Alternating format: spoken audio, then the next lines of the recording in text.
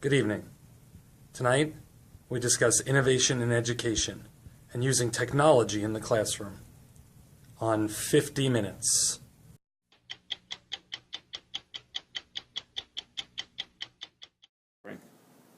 It's the 21st century, and our country is facing a skills gap.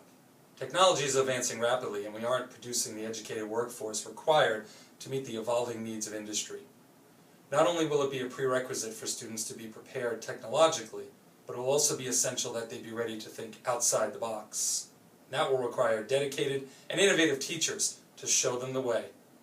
50 Minutes' own Eric Hartman introduces us to just such a teacher in his segment, More Than Meets the Eye. For almost 12 years, Eric Hartman has imparted his knowledge and experience to children. Once a child himself, he knows what it's like to live in a world that is constantly evolving. During his youth, it was Atari and television and Commodore's VIC-20 that were the must-have advancements of the day. But today, his students work with iPads, iMacs, and PCs, Facebook and Instagram, and many of them tweet all the day long. Today's world is changing even more rapidly. We sat down with Mr. Hartman to discuss how he is leading innovation in digital teaching in his classroom to promote student engagement and achievement.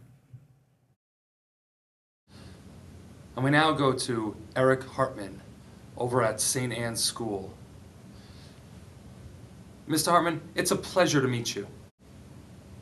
Oh, the pleasure is all mine, Eric, but please, call me Eric. Well, Eric, as I understand it, your goal follows what you refer to as the 3 I's: interact, integrate, and innovate. So you collaborate not only with your immediate colleagues, you integrate exciting technology and incorporate meaningful ideas into your lessons. And then you determine how you can improve upon those ideas to the benefit of your students? Yes, Eric, that is correct. In my opinion, it is extremely important to know what my peers are doing, whether they be at St. Anne or another public or private school, in order to give my students the tools they require to succeed. As Cervantes said, to be prepared is half the victory.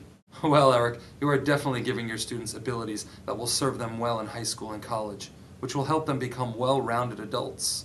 Do you have any final words of wisdom for our audience? Well, Eric, to paraphrase Skinner, the real problem is not whether machines think, but whether people do. Although technology, such as computers, tablets, and our phones, do sometimes make our lives easier, we don't want to completely abandon what it is that makes us who we are. Hard work, determination, true grit, these are the qualities that make our country what it is, and we need to instill them in a generation that is used to instant gratification. As my dad used to say, you don't get something for nothing. Well, that's certainly true.